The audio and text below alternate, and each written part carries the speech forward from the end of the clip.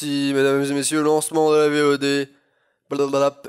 Et les gens qui sont, mais N appartient à R, l'ensemble des antinaturels appartient à l'ensemble des réels. Comment est-ce qu'ils ont pu prouver que les deux infinis étaient égaux? Me demande pas comment ils ont fait, j'ai lu l'explication, j'ai compris, je vais pas vous l'expliquer. Ils ont prouvé que l'infini des entiers-réels N, des entiers-réels R était égal à l'infini des entiers-naturels N. Bref, voilà. Tu as des noms et un lien pour les infinis. Alors je sais que c'était deux universités qui ont fait ça en collaboration. Je pense que c'était une fille qui était en Angleterre ou Irlande ou Écosse, donc Royaume-Uni, et un mec qui était dans une université, genre au Qatar ou un pays du Moyen-Orient. Genre un truc comme ça. Je sais plus exactement. Faudrait que je cherche pour vous la sortir. Je pourrais vous la sortir à la fin du Tech Talk. Bref, je m'appelle Philadelphie. Non, pas du tout. Bref, donc, personne le sait, mais il s'appelle Abdel Mohamed. Genre là, ça serait étonnant que je me présente comme Yo tout le monde c'est Marco, j'espère que vous allez bien, et puis que mon vrai nom ce soit pas du tout ça, mais vraiment pas du tout ça. Bref. Donc, Evan Aurel, je te connais, je suis derrière ton écran. Non, je t'assure, il y a personne derrière mon écran. Tu mens. Tu mens? Tu mens vraiment? Moi j'aime pas ça les gens qui mentent. Y a personne derrière moi. J'ai vérifié, il y a personne. Il y a personne. Tu dis de la merde. Voilà. Non. Non, il y en a qui connaissent mon prénom, il y en a qui connaissent mon surnom, il y en a qui connaissent mon pseudo, bref, au final, on s'en fout, hein, comment je m'appelle. Et on va commencer le Tech Talk, parce que à la base, on est là pour ça, hein. On n'est pas là pour lustrer des huîtres, hein. On n'est pas là pour enfiler des perles non plus. Donc voilà. Et on va commencer par Assassin's Creed Origin, et on a les spécifications requises et recommandées pour PC. Donc on a les configurations qu'il faudra avoir pour jouer tranquillement à Assassin's Creed Origins, qui sort, je vous le rappelle, le 27 octobre de cette année. Et je suis très impatient que ce jeu sorte. Alors, Assassin's Creed Origins va supporter les résolutions en 21/9, ça va supporter les installations et les configs avec plusieurs écrans, ça va supporter le multi-GPU, il n'y a pas forcément de support de DX12, donc pas de support sur DirectX 12. Et le multi-GPU, ça sera pas disponible au lancement, mais ça viendra certainement après. Voilà. Et il y aura également apparemment un slider au niveau des options graphiques pour le File of View, ce qui est une très bonne chose, comme ça tu peux régler un peu ton champ de vision.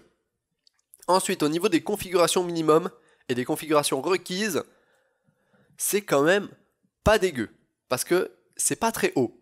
Je m'attendais à bien pire. Et d'ailleurs, il y aura même in-game un outil pour faire des benchmarks et un outil d'analyse de performance afin de trouver à combien va runner le jeu avec tels settings et tout. Comme ça, vous n'êtes pas obligé de lancer le jeu pour voir si ça tourne bien et tout. Vous pouvez juste lancer un benchmark et puis ça va vous dire ah bah votre jeu tourne à tant d'FPS. Puis là, tu peux dire ah bah je vais monter ça, je vais descendre ça, etc. Pas d'IX12, c'est du foutage de gueule. Alors, j'aurais pu dire ça, j'aurais pu dire oui, c'est du foutage de gueule, mais quand je vois les configurations, je me dis au pire, ça a l'air de quand même bien tourner, même sans DirectX 12. La configuration minimum, un i5 2400 ou un FX 6300 avec 6 Go de RAM et une carte donc soit du Nvidia 660, soit une R9 270 du côté de chez AMD. Donc c'est des cartes qui sont quand même assez vieilles, qui coûtent plus grand chose, et avec ça vous pourrez tourner en 720p en qualité minimum. Donc c'est la configuration mini. Hein. Par contre, pour la qualité high, donc la qualité élevée en 1080p, ce qui est quand même une très bonne qualité je pense, il vous faudra 8 Go de RAM, une GTX 660 ou une R9 280X, et un i7 3770 ou un FX 8350. Donc autant vous dire que d'un point de vue graphique, à mon avis, ça va tourner tranquille sur beaucoup de systèmes. Parce que comme vous le voyez, même pour le faire tourner en 1080p qualité élevée, il faut une 760. Donc tous ceux qui ont des 960, 970, 980, 1050 Ti, 1060, 1070, ça va tourner tranquille ma gueule. Au niveau du pros, comme c'est un i7 3700, c'est quand même une ancienne génération, les nouveaux i5 de dernière génération vont poser aucun problème et ça tournera très bien. Donc j'étais plutôt content de voir ces petites configurations pour Assassin's Creed Origins. Ensuite, j'ai dit qu'on avait parlé de The Witcher 3. Il y en a qui demandent, oh, t'as dit 660 au lieu de 760. Oui, possible. Donc, minimum 660, recommandé 760. Voilà. Et ceux qui ont des 560 Ti, ça tournera à mon avis au minimum aussi. Donc, j'ai dit que j'avais parlé de The Witcher 3 un petit peu, et je vous ai dit que c'était surtout graphisme. Donc ça, c'est pas un DLC, c'est rien du tout, c'est juste un mode qui est sorti et qui améliore encore la fucking qualité visuelle de ce jeu magnifique. The Witcher 3 est un des jeux les plus beaux à mon avis que j'ai vu sur PC, notamment dès que vous commencez à mettre 2-3 modes, ça devient absolument splendide. Et là, il y a un mode pour l'herbe qui est sorti. L'herbe, juste l'herbe, hein. Et pourtant, c'est absolument magnifique. Regardez ça. Donc c'est un mode qui a été créé par qui? Qui est ce monsieur qui a fait ce mode? Donc le mode s'appelle Beautiful Grass et vous pouvez le trouver sur Nexus Mode et également il y a possible que ce soit sur la page Steam également, sur le Steam Workshop. Mais regardez ça. Regardez-moi si c'est pas magnifique. Ça rajoute pas mal de végétation. Ça densifie la végétation et ça la rend un peu plus aléatoire. C'est-à-dire que vous avez des touffes d'herbe un petit peu différentes partout. C'est-à-dire que vous avez une végétation qui va être beaucoup plus naturelle et beaucoup moins linéaire. Voilà. Et vous avez une beaucoup plus grande distance de vision au niveau des plantes et de l'herbe et des arbres, etc. Donc comme vous pouvez le voir, c'est quand même absolument splendide. Ça rajoute un énorme truc au jeu alors que c'est juste de l'herbe. C'est de la putain de bonne herbe. Mais voilà quoi. Donc, c'était juste l'instant The Witcher 3 et The Witcher 3 est beau. On va continuer, on va rattaquer sur du technique, j'espère que vous êtes prêts, on continue sur du technique, et puis là, moi j'ai vu cette news, j'étais genre what the fuck, qu'est-ce qui s'est passé? On a des processeurs Ryzen 5 1600 et 1600X avec 8 cœurs qui sont dans la nature. Dans la nature. 8 cœurs. Je vous rappelle, les Ryzen 5 1600 1600X, c'est 6 cœurs, 12 fils de calcul. Et là, apparemment, il y a des personnes qui ont acheté ces processeurs-là, il n'y a pas très longtemps, qui ont monté des nouveaux PC avec, et qui, en allumant leur PC, se sont rendus compte, via le gestionnaire de tâches, qu'il y avait 8 cœurs dans leur fucking Ryzen 5. Regardez-moi ça. Bon, je peux pas zoomer là, parce que sinon vous allez rien voir, mais ici c'est marqué Ryzen 5 1600, 8 cœurs, 16 fils de calcul. Oh mon Dieu. Voilà. J'étais what the fuck, mais qu'est-ce qui se passe? Qu'est-ce qui se passe? Et en fait, les processeurs avaient la même fréquence que le 1600X, donc 3.6 en fréquence de base et 4 en... Et il y avait juste 8 cœurs au lieu de 6 cœurs. Voilà. Voilà. Et apparemment, ça s'est également passé sur Ryzen 5 1600. Et apparemment, ce seraient des pros qui viennent du même lot de fabrication. Donc, qui serait un lot qui a été fabriqué, que je vous dis, j'ai retrouvé la date exacte, c'était... Les puces débloquées ont été usinées pendant la 36e semaine de 2017 en Malaisie. Voilà. Donc, toutes les puces qui ont les 8 cœurs débloqués, tous les Ryzen 5 qui ont les 8 cœurs, ont été usinés la même semaine.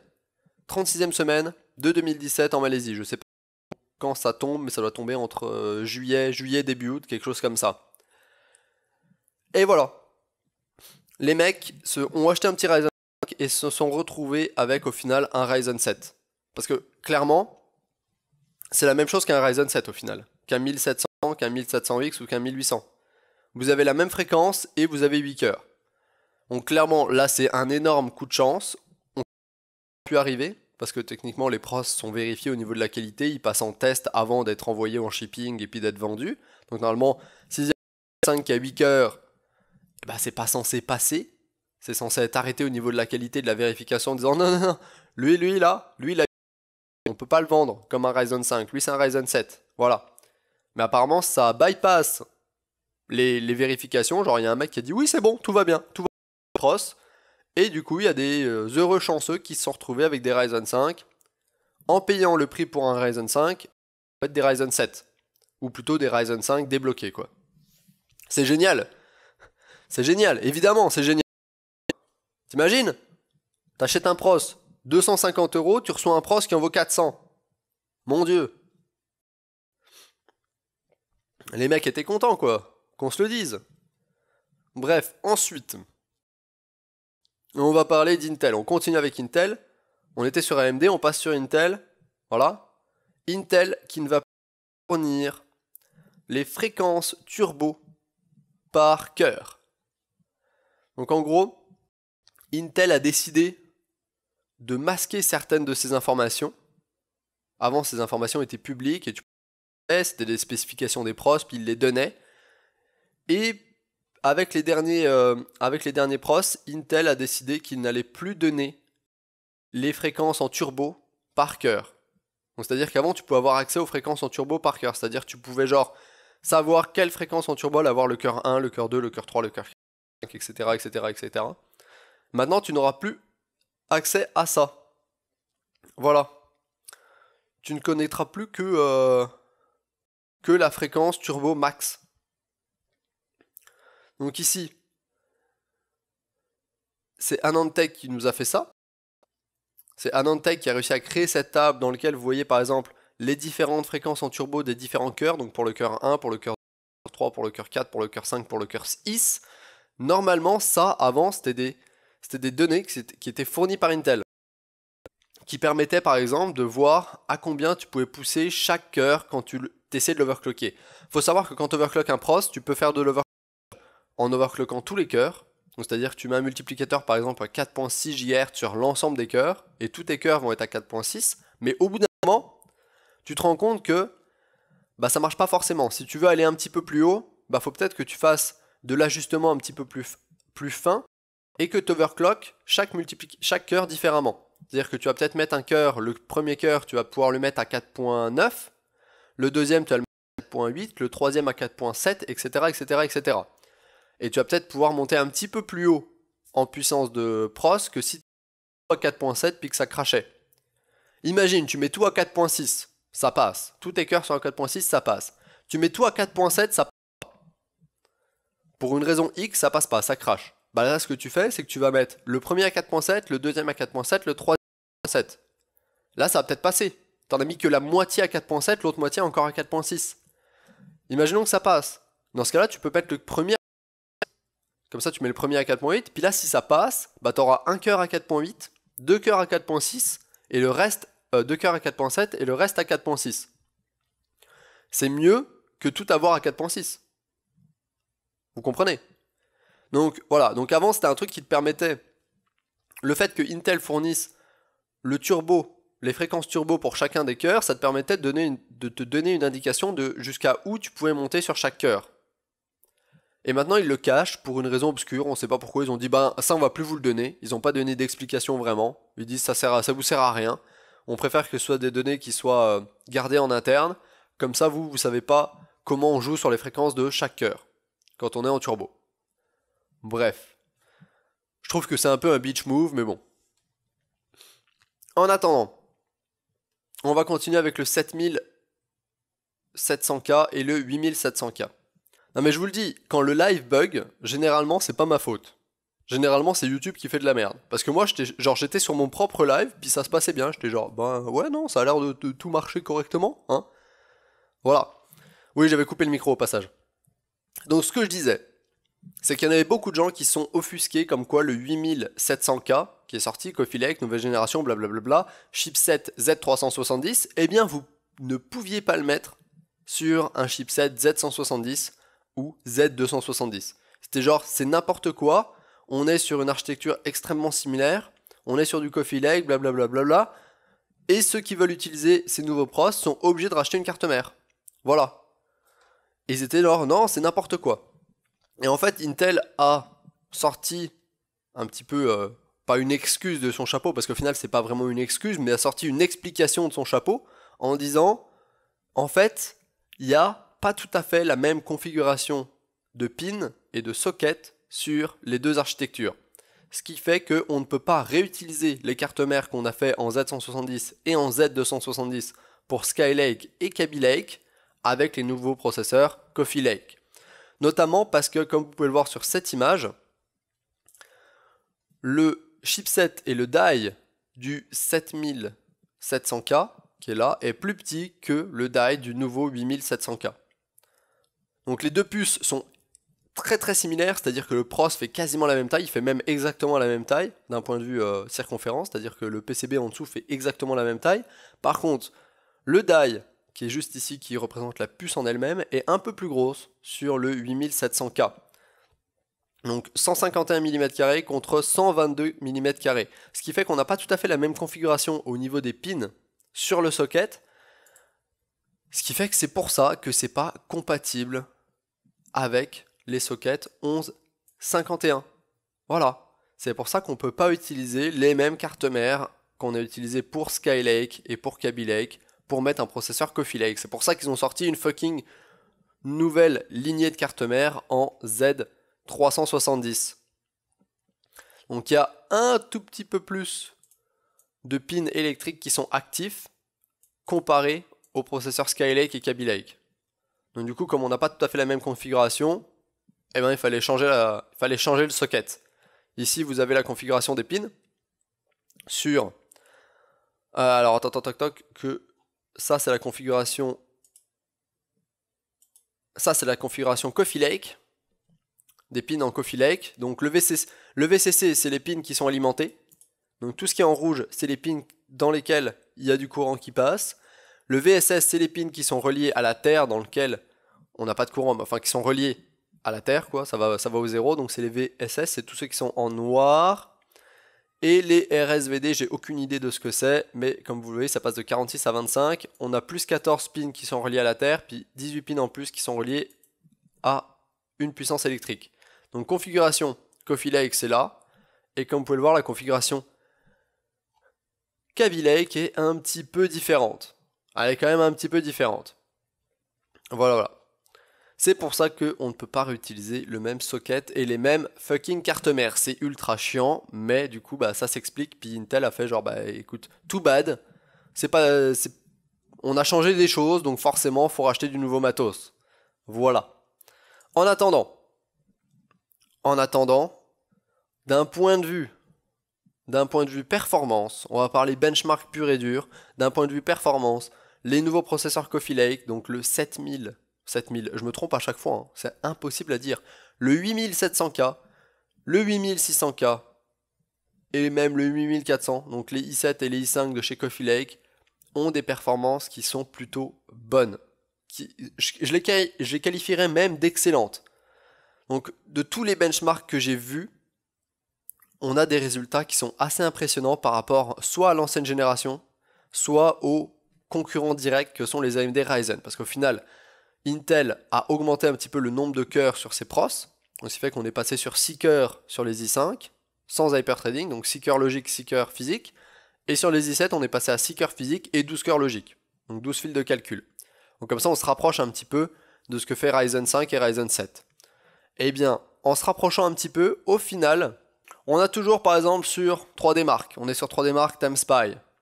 La performance au niveau du CPU, on est toujours le Ryzen 7 1800X qui a 9000 points, qui est juste là, qui avoisine les résultats du 6900K et du 7820. Et au final,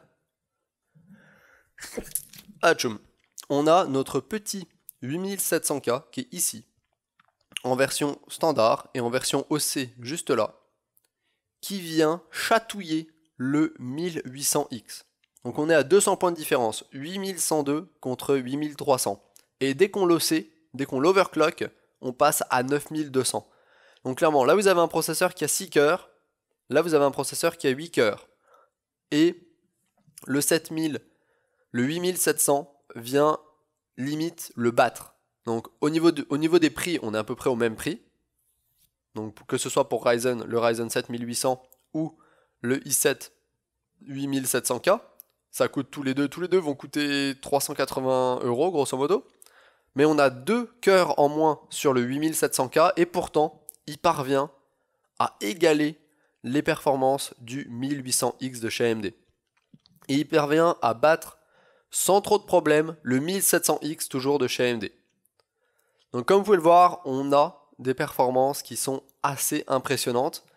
Que ce soit aussi également sur Firestrike. Firestrike, on retrouve la même tendance. On a ici nos deux 8700, OC et non OC. Et ils viennent encore battre le 1700X sans problème. Et même le 1800X vient se faire battre.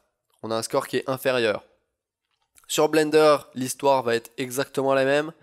Il est juste là et il affiche des scores qui sont encore excellents. Dès que vous l'overclockez, le 8700, il vient se placer limite au niveau du 6950X qui est un processeur qui a 8 cœurs. Donc je peux vous dire que les performances par cœur, comme vous pouvez le voir au final, les deux performances par cœur sur Cinebench, on est sur Cinebench R15 là, donc le single core perf, il est bien plus haut que sur n'importe lequel des autres processeurs Intel. C'est-à-dire qu'ils ont fait un excellent travail sur la performance d'un cœur tout seul. Parce qu'avant, c'est bien d'avoir une énorme performance en multicœur, comme il y a là, mais au final, ce qui est également et aussi super important, c'est d'avoir un cœur qui performe très très bien tout seul. Parce que si votre cœur performe pas très bien tout seul et n'est pas très bon, bah si vous en mettez 20, ça va peut-être faire le taf. Mais au final, si vous arrivez à faire la même chose avec seulement 4 cœurs, parce que chaque cœur est aussi performant que 4 autres de vos cœurs sur le processeur qui a 20 cœurs, bah c'est bien mieux. Donc là, au final, on a des cœurs qui sont très très bons individuellement. On est à 230 sur Cinebench, c'est plus que n'importe lequel des processeurs Intel qui sont sortis jusqu'à présent, comme vous pouvez le voir sur ce petit graphique. Et du coup, bah, ce qui fait que quand vous en mettez 6, ben, ça vient battre pas mal des processeurs actuels, que ce soit chez AMD ou même chez Intel. Et ça, on retrouve tout ça dans la gamme Coffee Lake. C'est-à-dire que même les i5 8600K, ils ont des performances en single core qui sont bien meilleures que ce qui se faisait sur certains des anciens i7. Regardez, on a un i5 là, le 8600K, il est à 190 en single core, alors que le i9 7900X, il est à 158. Donc le i5 en performance simple cœur, il arrive à battre un i9. Vous voyez le délire? C'est quand même plutôt pas dégueu. Bon, et c'est pareil du coup, ça c'est le genre de truc qui va se retrouver à travers tous les tests. Comme quoi, ben, les nouveaux Pros Coffee Lake, 8600K, 8600, 8700K, 8700 sont excellents. Ils sont excellents. Ils sont chers, c'est sûr, mais ils sont excellents. J'étais impressionné. Des très très très très bons pros. Voilà.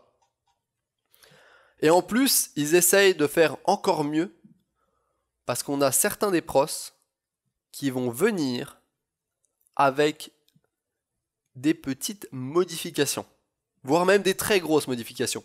Vous allez pouvoir acheter des i7 8700K et des i5 8600K avec des variations, notamment au niveau de la fréquence. Vous pouvez avoir acheté ces processeurs qui peuvent aller jusqu'à 5.2 GHz dès la sortie de la boîte. C'est-à-dire que Intel va vendre des versions de ces pros qu'ils vont appeler Ultra, Extreme Edition, etc. qui seront de base overclockés par exemple jusqu'à 5.2 GHz sans que vous ayez rien à faire. Ils vont également vendre les éditions Ultra qui vont contenir un IHS en argent avec une pâte thermique qui sera remplacée par du métal liquide. On en parlait la semaine dernière.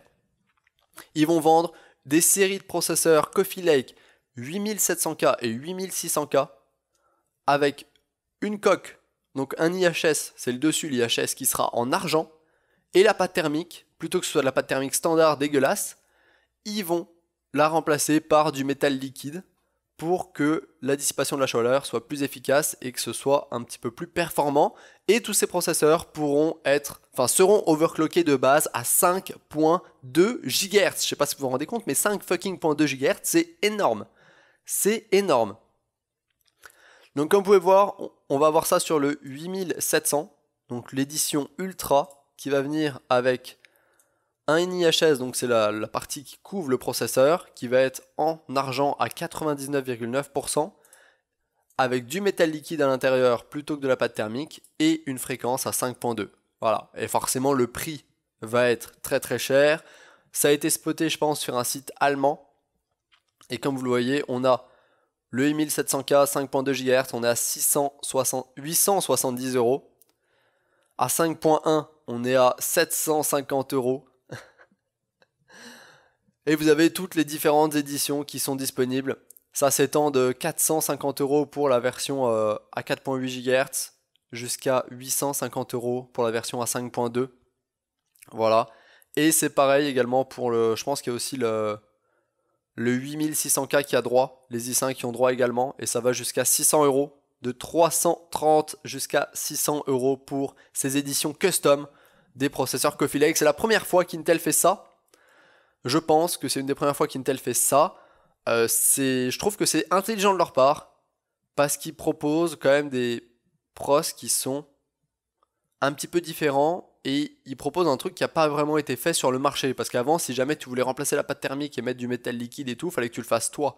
Là, ils ont pris les devants et ils proposent un truc qui est extrêmement premium mais qui peut trouver son public cible. Voilà. Voilà. Bref, je pense qu'on va arrêter de parler un petit peu d'Intel, hein. Je pense que c'est Intel. Voilà, on va parler hack, on va parler sécurité, on va parler sécurité et crypto-monnaie. En gros, il y a encore des hacks au niveau de l'Ethereum. Ça s'est déjà passé. Il y en a eu beaucoup dans les derniers mois. Il y en a eu je pense en avril, il y en a eu en mai, en juin. Il y en a quasiment un tous les mois. Il y a quasiment un hack de l'Ethereum tous les mois. Et à chaque fois, ça se passe quasiment de la même façon. C'est qu'ils récupèrent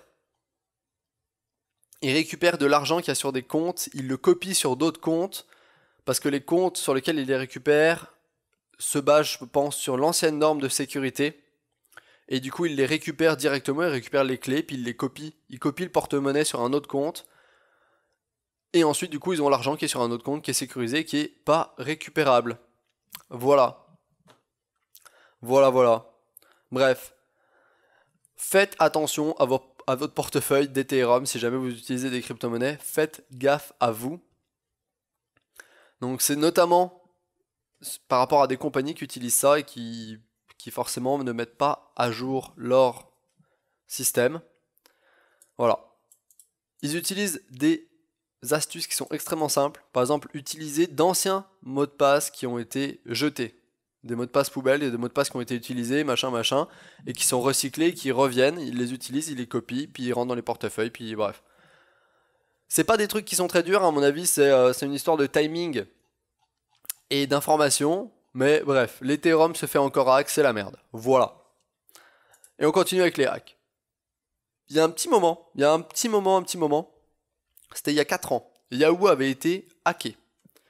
Donc il y avait une énorme brèche de sécurité dans le système de Yahoo, donc les comptes mail, etc. Et apparemment, il y a 2-3 jours, Yahoo a annoncé que les 3 millions d'utilisateurs avaient été touchés par cette faille de sécurité. Donc ce qui fait qu'en fait le nombre de victimes potentielles de cette faille de sécurité avait genre triplé. En disant genre au début ils disaient non c'est bon, la faille ne touche que 200 millions d'utilisateurs, on les a avertis, il faut qu'ils changent leur mot de passe, etc.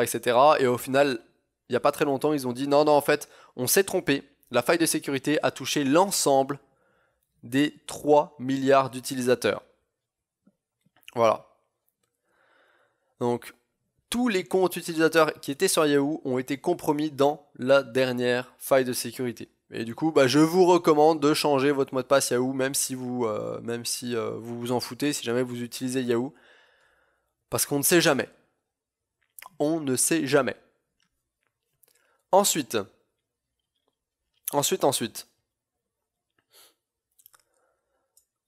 D'ailleurs, le département américain de la justice avait condamné les Russes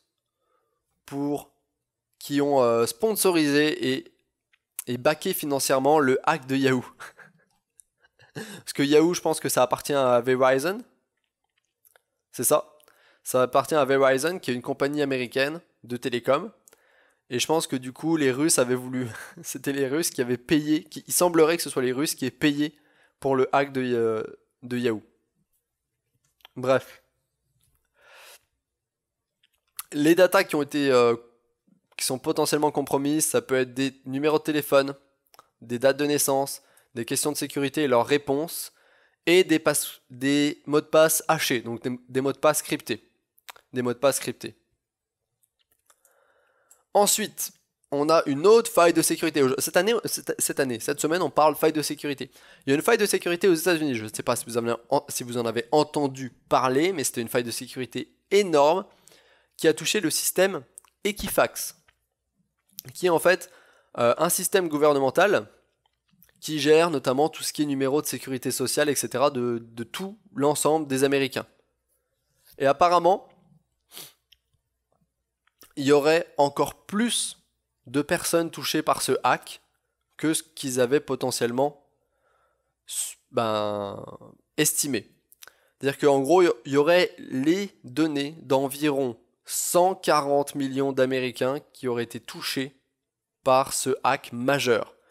Donc il y avait 143 millions au début et apparemment il y a encore 2,5 millions qui se seraient rajoutés à ce total, ce qui amènerait la somme globale des gens touchés par le hack de Equifax à 145,5 millions d'individus qui seraient, dont les informations se seraient retrouvées, seraient compromises suite à cette faille majeure.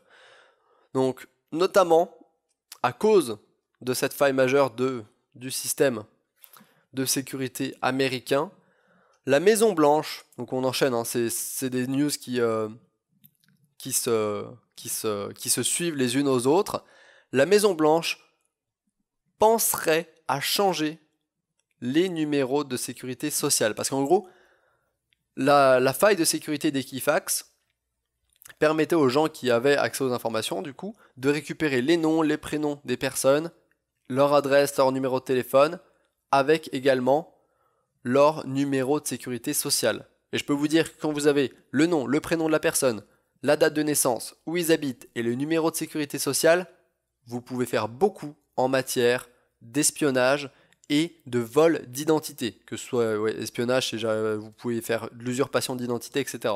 Surtout au niveau de l'usurpation d'identité que c'est problématique.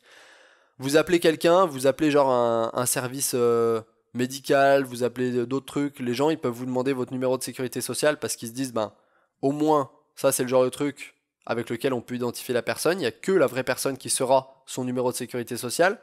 Eh bien non, pas forcément. Du coup, vous pouvez vous faire passer pour quelqu'un d'autre et vous avez toutes les informations, à mon avis, auxquelles vous pourriez espérer. C'est-à-dire, le mec, vous appelez votre banque, limite, vous donnez votre numéro de sécurité sociale en disant oui, c'est bien moi, puis la banque va vous dire ok, d'accord, tenez, prenez tout ce que vous voulez comme argent. Bref, c'est le bordel. C'est le bordel. Imaginez quelqu'un a votre numéro de sécurité sociale en France, quand vous êtes travailleur et tout, il a accès à beaucoup trop de choses. Donc là, la Maison Blanche s'est dit, on va peut-être en fait totalement changer le numéro de sécurité sociale de tout le monde. Alors, ça serait une énorme opération, ça serait le gros bordel, mais la faille est tellement importante et tellement problématique qu'ils pensent à le faire. C'est une des options. Parmi le pool d'options qu'ils ont, c'est une des options. Donc on ne sait pas s'ils vont vraiment le faire, mais c'est une des options. Puis de l'autre côté,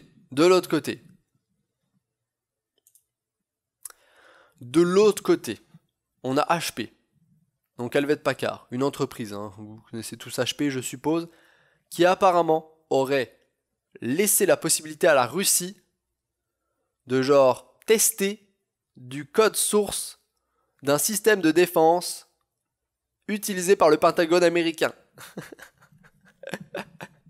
Donc c'est vraiment extrêmement drôle. Donc c'est HP qui aurait fait ça, qui aurait autorisé une entreprise russe de défense à tester le code source. Donc c'est le véritable code source qui est utilisé. Donc de la cyberdéfense qui s'appelle le ArcSight. Donc il y a un software qui est c'est un logiciel de cyberdéfense qui est utilisé aussi par le Pentagone. Donc en gros, HP utilise ArcSight, qui est un logiciel de cyberdéfense, Et il a fait, en gros, il voulait faire tester ce logiciel de cyberdéfense par une agence de défense russe et de sécurité russe. En gros, ils ont dit, nous, HP, on utilise ce soft-là, qui est développé en interne aux États-Unis, etc. Est-ce que vous pouvez le tester et nous dire s'il y a des failles, si vous arrivez à rentrer dans notre système, etc. Et donc du coup, une agence de défense russe a fait ça, et donc ils avaient accès au source code pour les tester, etc. Et puis pour voir s'ils trouvaient des problèmes, s'ils arrivaient à hacker le soft et à hacker leur réseau. Et le problème, le gros problème, c'est que ce soft de cyberdéfense, qui s'appelle ArcSight, est également utilisé par le Pentagone américain, qui l'utilise pour sécuriser son propre réseau d'ordinateurs au sein du Pentagone. Donc, quelque part, ça a posé un petit peu un problème. Ça a posé un petit peu un souci aux Américains puis à l'administration Trump. Parce que bon, vous donnez à des Russes un code source pour qu'ils essayent de repérer tout ce qui est backdoor, porte d'entrée, faille de sécurité, etc. Et c'est par hasard le même système que vous utilisez pour sécuriser le Pentagone, qui est en somme la maison, grosso modo, c'est comme si c'était la Maison Blanche. C'est même pire que la Maison Blanche parce que c'est ce qui gère, c'est là où il y a la CIA, c'est là où il y a le gouvernement, etc. C'est là où il y a aussi les décisions militaires qui sont prises au Pentagone. Bref, c'est le gros bordel que HP ait fait ça. Donc voilà. Et apparemment, il y aurait le gouvernement de Trump, donc ceux qui sont assis avec lui, c'est pas Trump directement qui a dit ça, mais qui ont dit que le test du software de cyberdéfense du Pentagone par des Russes était problématique. Donc j'aime beaucoup le mot problématique, c'est qu'ils peuvent pas dire que c'est une catastrophe, que c'est la merde, que si jamais les Russes ont trouvé des choses, ils vont pouvoir hacker leur réseau sans aucun souci à cause de ça. Ils ont juste dit on va pas alarmer trop les gens, on va juste dire c'est problématique. Voilà. Donc c'est Rob Joyce, le coordinateur de la cybersécurité de la Maison Blanche, qui a dit que permettre à d'autres pays de tester les codes sources afin de gagner potentiellement une entrée sur leur marché était un peu une menace. Était un petit peu une menace. Ça pouvait impacter la sécurité du produit et de ce qu'il faisait. Donc voilà. Il y en a qui disent oui mais c'est nécessaire, au moins comme ça on sait si c'est possible et tout, blablabla. Bref, à débattre. En attendant, on va essayer de parler de sécurité. On va parler de Google. Je pense que il y a beaucoup de personnes d'entre vous qui le savaient. Google a tenu une conférence cette semaine pour présenter ses nouveaux produits. À la même façon de la keynote que tient Apple tous les ans, Google tient également une présentation, un showcase où ils vont annoncer leurs nouveaux produits. Donc, bien évidemment, on s'y attendait tous, ils ont annoncé leur nouveau téléphone, le Google Pixel 2 et le Google Pixel 2 XL. Donc en gros, ils ont ressorti une deuxième version de leur téléphone, donc du Google Pixel, et encore une fois, ils l'ont fait en deux tailles, une taille en 5 pouces et une taille en 6 pouces. Il n'y a rien d'autre qui change entre les deux téléphones. Les spécifications sont les mêmes, les fonctionnalités sont les mêmes, il y a juste la taille de l'écran qui est un petit peu plus grande sur le Pixel 2 XL. On va en parler un petit peu plus en détail juste après. Ensuite, ils ont lancé une espèce de boutique, un petit peu comme le fait Apple, avec des produits qui sont certifiés Google. Donc vous allez avoir les premiers écouteurs certifiés Google, à la façon dont Apple a sorti ses earbuds et ses AirPods, etc. Bah, vous allez avoir les premiers écouteurs certifiés Google qui vont sortir, ça va être des écouteurs Bluetooth également. Ça sort le 19 octobre et je pense que ça coûte dans les 150 $. Je pense que ça coûte dans les 150 $ ces petits écouteurs Google. Quelque chose comme ça. Au niveau de l'assistance domestique, ils ont sorti deux nouveaux produits que sont le Google Home Mini et le Google Home Max. Vraiment minuscule du Google Home. Ça coûte 50 $, donc ça coûte quasiment rien. C'est hyper abordable comme prix. Et ça vient directement concurrencer le produit d'Amazon qui est le Echo Dot. Parce que Amazon, il y a Amazon Echo, et puis il y avait une version d'Amazon Echo qui était un petit peu plus petite, qui coûtait moins cher. Ben, Google vient concurrencer ce produit avec le Google Home Mini, qui clairement est pas plus gros que ça fait genre la taille d'un gros donut, quoi. Et vous pouvez le mettre vraiment partout. Ça permet par exemple d'avoir un Google Home standard qui est dans votre salon, puis de rajouter plusieurs Google Home Mini à plusieurs autres endroits de la maison, qui soient connectés sur le même réseau. Et en plus de ça, ils ont sorti le Google Home Max, histoire d'avoir une version on va dire ultra du Google Home. Ils ont fait la version mini, ils font une version genre overkill. La version overkill va coûter 400$, donc là c'est clairement beaucoup plus cher. Elle est plus grosse, mais dedans vous avez un système sonore de fou. Voilà. Essentiellement c'est comme ça qu'ils le vendent. Vous avez deux gros subwoofers à l'intérieur et il est 20 fois plus puissant en termes de niveau sonore que le Google Home standard. Ensuite, ils ont ajouté également des nouvelles fonctionnalités, des nouvelles actions au Google Home, mais ça on va pas trop en parler. Et ils ont sorti une espèce de nouvelle caméra qui s'appelle la Google Clip, qui est une espèce de mini caméra que vous pouvez mettre un petit peu partout et qui se base sur un moteur d'intelligence artificielle afin de prendre des photos. Donc bon, grosso modo vous la mettez quelque part, puis elle va prendre des photos, et puis plus elle prend des photos, plus elle va savoir quoi prendre comme photo et qu'est-ce qui est important à prendre comme photo dans votre vie de tous les jours puisque vous vivez. Par exemple, si vous êtes avec des amis, blablabla, machin, qu'il y a des trucs qui se passent, elle va peut-être prendre des photos, mais si vous êtes tout seul dans votre canapé, elle va peut-être pas prendre de photos, à moins qu'il y ait un truc genre, ah, vous ayez une posture de fou, puis genre, la lumière est magnifique, puis là, elle va prendre une photo. Et tout ça, elle va le savoir, parce qu'elle va apprendre des photos qu'elle prend, et vous allez lui dire, alors ça c'est une belle photo, ça c'est pas une belle photo, ça je le veux pas, etc. Donc ça c'est un petit peu un produit qui est un petit peu creep, parce que grosso modo vous le mettez à un endroit, puis ça prend des photos quand ça veut. Donc c'est pas fou, enfin c'est pas fou. Un point de vue intimité et vie privée, je trouve ça moyen. Après, bien évidemment, vous pouvez le désactiver, vous pouvez l'activer, donc ça c'est up to you, c'est vous qui décidez. Mais c'est quand même un truc que tu poses à un endroit, si tu l'actives, ça va prendre des photos un petit peu quand tu veux. Évidemment, les photos sont stockées sur l'appareil, heureusement, et ne sont pas envoyées en ligne, à moins que tu le décides. C'est-à-dire que toutes les photos sont stockées sur l'appareil, et ensuite c'est toi qui peux décider de les supprimer, de les mettre en ligne, ou d'en faire autre chose. Donc, il y a un capteur de 12 mégapixels, un angle de vue de 130 degrés, donc ce qui est pas mal, qui est quand même un angle de vue assez large, et ça peut prendre des photos jusqu'à 15 photos par seconde. Voilà. Il y a 8 Go de mémoire interne, et ça va coûter 250€. Je trouve que c'est un petit peu cher pour ce que c'est, parce qu'au final c'est juste un tout petit truc que tu mets dans ton salon, puis qui prend des photos tout seul. Après, la technologie d'intelligence artificielle qu'il y a derrière doit être très intéressante d'un point de vue fonctionnement. Genre, comment est-ce qu'il va décider que ça c'est une bonne photo, sur quels critères il va se baser, etc. J'aimerais bien voir la différence entre les photos qu'il prend au début et les photos qu'il prend après genre 1 an d'utilisation. Voir c'est quoi la différence en termes de qualité, puis de juste de photos, genre qu'est-ce qu'au début t'as pris comme photo, et au final à la fin, avec tout ce que t'as fait comme travail d'intelligence artificielle et de réseau de neurones, qu'est-ce que tu choisis de prendre comme photo? Qu'est-ce qui pour toi du coup est devenu une bonne photo et qu'est-ce qui n'est plus une bonne photo? Ça, l'évolution m'intéresserait, plus que le produit en lui-même. Ensuite, ils ont annoncé un nouveau Google Pixel Book. Donc c'est un Chromebook qui coûte 1000$, qui vient grosso modo se placer pour rivaliser avec tous les petits notebooks comme le Microsoft Surface, comme le MacBook Air, comme le petit MacBook 13 pouces, etc.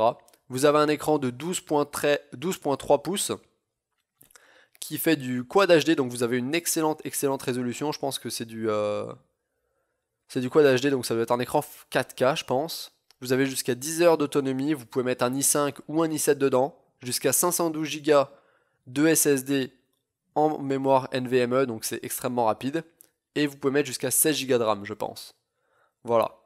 Alors, la version la plus haut de gamme doit coûter 1700-1800$. Je sais pas si la 1650 c'est la version la plus haut de gamme, mais bon. Et en gros, vous pouvez vous en servir comme d'un PC, comme d'une tablette en retournant l'écran sur le clavier, ou comme d'un espèce de petit truc comme ça. J'ai un peu du mal à voir l'utilité d'un tel PC par rapport à ce que la concurrence fait, mais quelque part, il faut bien que Google sorte quelque chose si jamais il veut rester un petit peu dans le game puis proposer. Des fois, Des fois, tu sors un produit pas forcément innovant, pas forcément novateur, pas forcément très différent de ce que fait tes concurrents, mais comme tu n'avais rien dans cette part de marché-là, bah tu sors quelque chose juste pour avoir un point d'ancrage dans ce domaine. C'est-à-dire que Google voulait pas que Mac, Asus puis d'autres marques aient le monopole sur ce type de PC, donc ils se sont dit on va sortir un petit Pixelbook, au moins l'utilisateur et le consommateur aura le choix. Ils vont peut-être considérer notre produit, ça va peut-être plaire à des gens, puis voilà. Donc c'est pour ça qu'ils l'ont sorti, je pense. Et ensuite, ils ont annoncé un espèce de casque de VR, le Daydream View, voilà, qui est compatible avec le Pixel 2, avec leur nouveau téléphone, avec le Samsung Galaxy S8. Bon, ça, j'ai du mal aussi à voir l'intérêt, mais bon, c'est pas bien grave. Le plus intéressant pour moi, c'était les différentes versions du Google Home qui sont sorties, et bien évidemment le Pixel 2. Donc le Pixel 2, on va en parler un petit peu. Au niveau des spécifications, comme vous pouvez le voir, on a un écran qui a des bords assez fins sur le côté.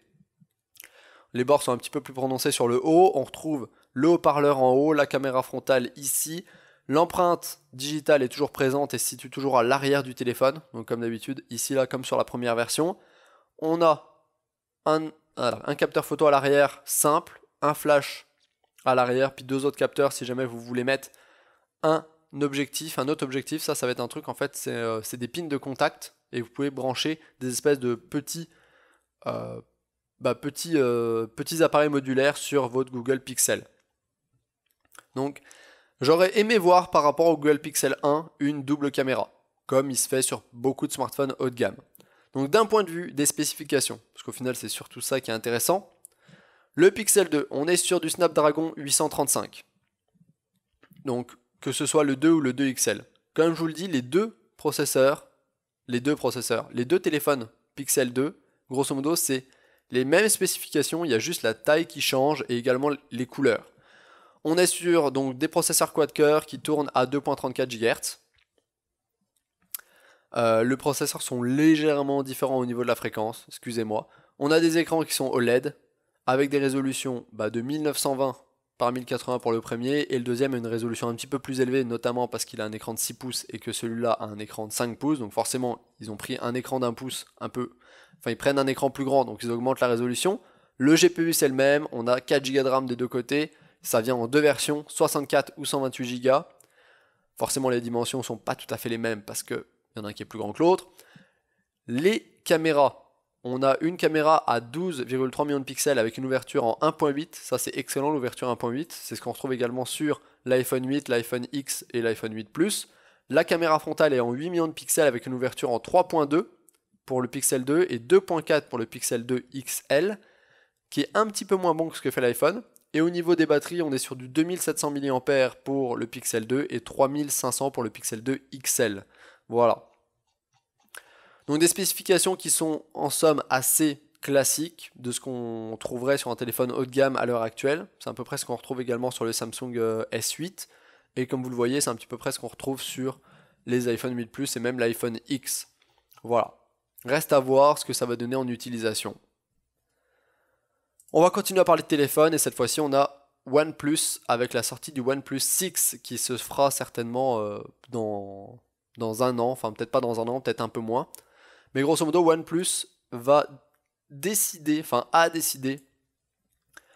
de viser les téléphones comme le Galaxy S9, le LG G7 et le Xiaomi Mi 7. Donc en gros, OnePlus avant faisait des téléphones qui se plaçaient dans le moyen haut de gamme, c'est-à-dire c'était un téléphone qui était entre le milieu de gamme et le haut de gamme, mais qui coûtait moins cher que le haut de gamme. Ça coûtait bien moins cher que le haut de gamme, mais c'était bien mieux que ce qui se faisait en mid gamme. C'est-à-dire que vous aviez quasiment un téléphone haut de gamme, avec des specs haut de gamme, etc., pour bien moins cher.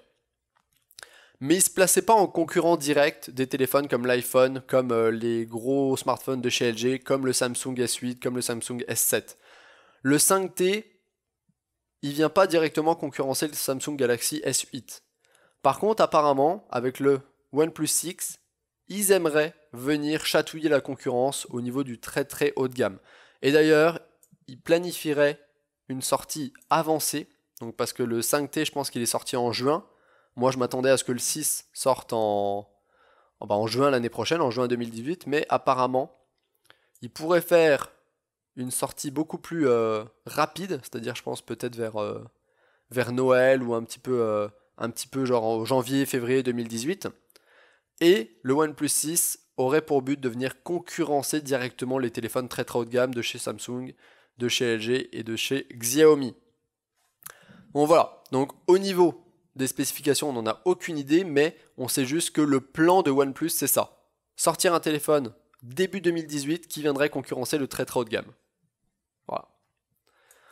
Et on continue à parler de téléphone avec BlackBerry qui sort son premier téléphone totalement tactile, qui en soi est très beau, je le trouve extrêmement beau, mais j'ai l'impression d'avoir un iPhone 4 devant les yeux, clairement. Dites-moi pas que ça ressemble pas à un iPhone 4. On a un téléphone un petit peu rond mais pas trop, c'est-à-dire que les bords sont ronds mais le téléphone a plutôt une shape carrée. Donc c'est-à-dire que là vous avez une shape carrée et tout rectangle. Il y a juste les bords qui sont un petit peu ronds. On a un port de recharge ici, le jack là, les haut-parleurs ici, un haut-parleur ici, la caméra frontale, un espèce de bouton home au milieu. Je suis désolé, ça ressemble comme deux gouttes d'eau à un iPhone 4. Limite un iPhone 4. Limite un iPhone 5 j'allais dire. Mais ça ressemble comme deux gouttes d'eau à un iPhone 4. Et ça serait le Motion. Donc le BlackBerry Motion. Voir si ça va se vendre. Il y aurait un écran de 1080p, en 1080p, donc 1920 par 1080. On aurait 4 Go de RAM, une batterie de 4000 mAh. Ça c'est bien, ça c'est extrêmement bien parce que ça veut dire que le téléphone tiendrait extrêmement longtemps. Comme vous vous rappelez, le Pixel 2 XL a une batterie de 3500 mAh ou 3700, quelque chose comme ça. Là, vous auriez un BlackBerry qui a une batterie de 4000 mAh avec un écran qui est plus petit et qui va certainement consommer moins que le Google Pixel 2 XL. Donc grosso modo, vous aurez une autonomie très très longue avec ce BlackBerry. En même temps, BlackBerry est connu pour ça. Un Snapdragon 625 ou 626, donc c'est beaucoup moins performant que ce qui se fait à l'heure actuelle avec les 820, 825, mais ça reste un bon pros et ça consomme aussi beaucoup moins, donc encore une fois une autonomie certainement très très longue. Voilà, à voir ce que ça va donner. Mais le fait que BlackBerry abandonne le clavier physique, c'est un peu un tournant, je pense, dans la stratégie marketing de l'entreprise. Voilà. Et ensuite, je voulais vous parler d'un petit jeu vidéo, Breath of the Wild. Breath of the Wild avec émulateur sur PC. Donc j'en reparle à nouveau parce que Cemu est en version 1.10 et je pense que le jeu commence à être extrêmement stable sur émulateur PC. Donc vous pouvez jouer sans problème à mon avis à Breath of the Wild sur PC avec l'émulateur Cemu. Le truc le plus dur à faire c'est de trouver le zip du jeu. Mais encore c'est pas très très très dur. En gros vous pouvez jouer au jeu en 1080p, en 1440p, en 4K avec 60 fps. Donc ce qui est un petit peu mieux que sur la Switch parce que sur la Switch au final vous êtes limité en 900p à 30-40 fps. Là, vous pouvez jouer sur PC en 1080p, 4K à 60 fps. Il y a même plusieurs modes qui sont déjà sortis. Et là, il y aurait un mode qui vous permettrait de jouer directement Zelda dans le jeu qui va sortir. Donc pour ça, il faut modéliser Zelda, etc., etc. La mettre dans le jeu et remplacer le modèle de Link par Zelda. Et donc ça arriverait bientôt, très prochainement. Voilà. Et apparemment également, Cemu 1.10 permettrait aussi d'améliorer le son de Breath of the Wild. Voilà. Donc si jamais vous voulez essayer, c'est peut-être le moment. Ça fait environ 4 mois que le jeu est sorti, je pense. Il est sorti début mars, avril, mai, juin, juillet, août. Ça fait 6 mois que le jeu est sorti. Et je pense que là, on a une version sur PC avec émulateur qui commence à être extrêmement bonne et très très agréable à jouer. Si jamais vous voulez essayer. Et la dernière news, c'était PUBG, Player Unknown Battleground contre Fortnite. Je voulais absolument vous en parler, je voulais absolument vous donner mon avis par rapport à ça. On va pas forcément être très objectif là-dessus, mais je vais essayer de vous expliquer ce que j'en pense. Et pour ceux qui me demandent, Cemu, donc l'émulateur pour les jeux de Wii U et de Switch. Donc en fait, Cemu c'est un émulateur pour jeux de Wii U. Donc ça te permet d'émuler les jeux de Wii U sur PC. Et oui, c'est gratuit. Il est totalement gratuit. Et en fait, tu peux jouer à n'importe quel jeu de Wii U sur PC. Mais pour ça, il faut trouver la ROM du jeu Wii U, puis ensuite l'importer sur Cemu, etc., etc. J'avais fait un petit tuto sur la version 1.7.2 de Cemu, avec quand Breath of the Wild était sorti, c'était genre fin mars, quelque chose comme ça. ça a beaucoup changé, enfin ça a beaucoup changé. Le principe n'a pas changé, mais le logiciel a pas mal évolué, et maintenant c'est beaucoup plus stable, et le jeu est beaucoup plus fluide, et puis ça marche beaucoup mieux. Bref, je voulais vous parler de PlayerUnknown's Battleground contre Fortnite. Donc, vous le savez, hein, PlayerUnknown's Battleground, il a battu tous les records d'audience en termes de joueurs connectés en simultané, joueurs total sur le jeu, etc., etc. Donc on a 1,5 million de joueurs en simultané. Généralement, ça a été le pic, puis ça continue à monter, à monter, à monter. Donc le jeu est fait par Bluehole. Bluehole, c'est la société qui, du coup, fait le jeu. C'est le studio de développement qui est derrière le jeu. Il n'y a pas longtemps, il y a Fortnite qui est sorti. Un jeu qui a été fait par Epic Games qui propose de la coop contre l'ordinateur et de la survie, etc. Epic Games s'est dit, je vais faire un mode Battle Royale pour mon jeu Fortnite. Donc, il y a environ 2 semaines ou 3 semaines, ils ont sorti une première bêta de Battle Royale sur Fortnite. Donc un mode Battle Royale où il y a 100 joueurs sur une carte qui vont dans un lobby, ensuite qui sont mis dans un avion, ou plutôt dans un espèce de bus, qui sont droppés sur une carte, et là c'est du Battle Royale. Comme ce que fait H1Z1, comme ce que fait PlayerUnknown's Battleground, le même mode de jeu. Vous pouvez looter, vous tuez des ennemis, vous tirez sur des gens, il y a une zone qui se rétrécit, etc., etc. Ils ont aussi mis des fonctionnalités de Fortnite dans leur mode Battle Royale. C'est-à-dire que vous pouvez construire des choses, vous pouvez casser des maisons, vous pouvez casser les arbres, vous pouvez casser le décor, récupérer des matériaux du coup en cassant tous ces décors. Vous pouvez créer des passages. Par exemple, imaginez vous avez une maison devant vous, si vous voulez rentrer et puis que vous ne trouvez pas la porte, vous pouvez casser le mur. Vous allez récupérer de la brique, puis vous créez un passage pour rentrer dans la maison. Et ensuite, ce que vous pouvez faire dans Fortnite, c'est passer en mode construction, et avec les matériaux que vous avez récupérés, vous pouvez construire des murs, des rampes, des trucs à plat, etc. Et ça vous permet de vous créer des covers, vous pouvez même faire des murs, puis personnaliser vos constructions en disant là je veux pas que tu construises un truc au milieu, mais je veux que tu construises un truc autour, comme ça me fait une fenêtre. Donc ils ont amené un petit peu cet aspect Fortnite dans leur mode Battle Royale. Et il y a Bluehole qui a dit vous faites exactement comme nous. Et qui ont commencé à gueuler parce que c'était une grosse copie de PlayerUnknown's Battleground. Et là il y a beaucoup de gens qui se sont dit non mais Bluehole, vous cassez les couilles. C'est pas vous qui possédez le mode Battle Royale. C'est-à-dire le mode Battle Royale, le concept du Battle Royale n'appartient pas à Bluehole et à PlayerUnknown's Battleground. Pourquoi vous gueulez? Vous gueulez pour rien. Tout le monde a le droit de refaire son jeu Battle Royale à sa sauce et de le sortir. Donc il y a beaucoup de gens qui étaient en mode genre je comprends pas où est le problème, je comprends pas pourquoi Bluehole et PlayerUnknown gueulent sur Fortnite, ils ont pas du tout à gueuler, ils ont totalement le droit de faire ça, etc. Et moi je voulais vous dire que c'était un petit peu plus compliqué que ça. Il y a beaucoup de choses dont les gens ne parlent pas et oublient de parler par rapport à ce problème entre Bluehole et au final Epic Games, parce que le problème n'est pas entre les deux jeux. Pas vraiment entre les deux jeux. Les deux jeux sont du Battle Royale. Je pense que Bluehole, c'est très bien que c'est pas lui qui a inventé le Battle Royale. Battle Royale, comme vous le savez, ça vient d'un bouquin qui a été écrit en 1900, je sais plus combien, je pense 90, dans les années 90, quelque chose comme ça, qui a ensuite été adapté en film et qui du coup maintenant est adapté en jeu, à toutes les sauces. H1Z1 s'est mis au mode Battle Royale, PlayerUnknown s'est mis au mode Battle Royale, maintenant Fortnite se met au mode Battle Royale. Je pense que Bluehole sait très bien qu'ils n'ont pas le concept du mode Battle Royale. Que tout le monde peut refaire ce type de jeu, etc. Que de toute façon, même si tu fais un jeu, si tu fais du code ou même un logiciel, n'importe qui a le droit de reprendre l'idée de ce logiciel, de ce jeu, et puis de le refaire à sa sauce. Tu peux rien faire pour ça. Genre si quelqu'un dit « Ah, ce jeu là-bas est cool, il a l'air vraiment bien », ah ben moi je vais coder le mien de mon côté, je vais ajouter 2-3 fonctionnalités, etc. Et je vais sortir mon propre jeu qui reprend le concept de ce jeu-là en ajoutant 2-3 trucs ou en enlevant 2-3 trucs. Ça c'est totalement légal et je pense que Bluehole sait que Epic Games a totalement le droit de faire ça. Le problème il n'est pas là. Le problème il est que Epic Games, pour ceux qui ne le savent pas, c'est ceux qui sont à l'origine d'un des moteurs de jeu les plus utilisés au monde qui s'appelle le Unreal Engine. J'arrive jamais à prononcer son nom. Unreal Engine.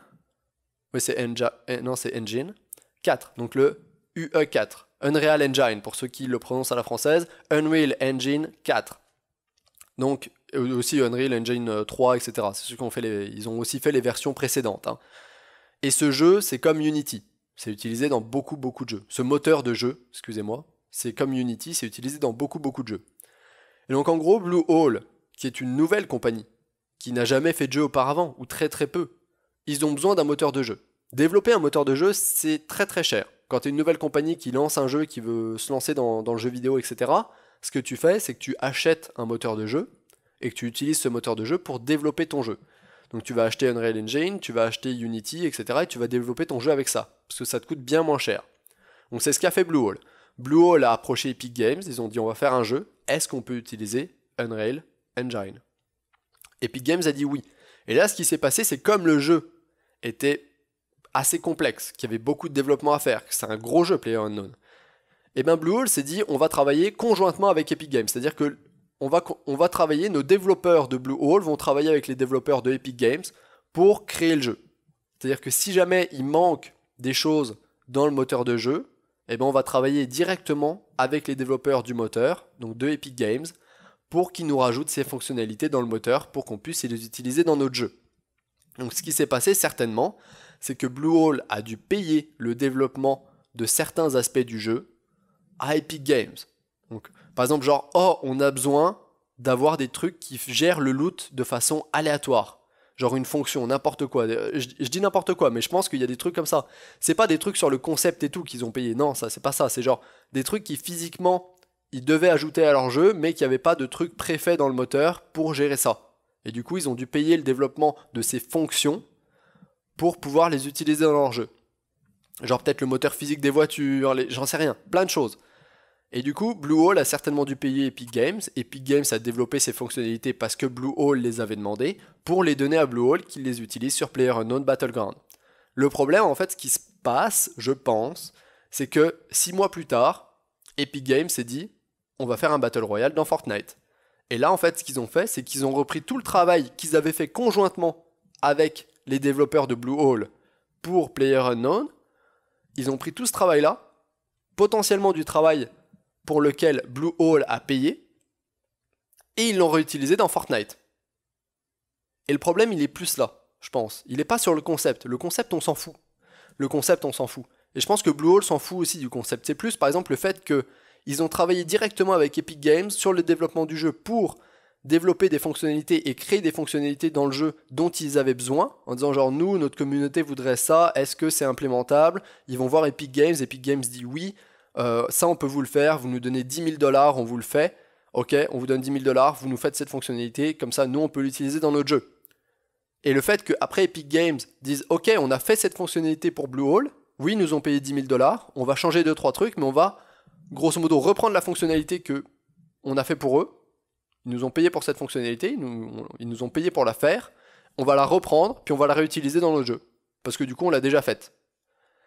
Et c'est là que c'est un petit peu problématique. Voilà, c'est tout ce que j'avais à dire là-dessus, histoire que les gens comprennent bien pourquoi Bluehole peut être en mesure de gueuler. C'est que si des choses comme ça se sont passées, oui, Bluehole pourrait gueuler, parce qu'ils ont payé pour du développement qu'au final Epic Games réutilise dans son jeu. Voilà. Bref, j'espère que ça vous aura plu, c'est la fin de ce Tech Talk, ça fait un petit moment, ça a duré quand même pas mal longtemps, donc bon. C'est surtout que Bluehole travaille avec le moteur d'Epic, du coup, il rentre en concurrence aussi, mais c'est pas que ça. C'est pas que ça le problème. C'est pas que ça. Bref, j'espère que ça vous aura plu. Pour ceux qui regardent en VOD, n'hésitez pas à liker si vous avez liké, disliker si vous avez disliké, laissez vos questions, remarques en commentaire. C'était un live assez long, et sur ce, comme d'habitude, je vous dis à ciao, bonsoir.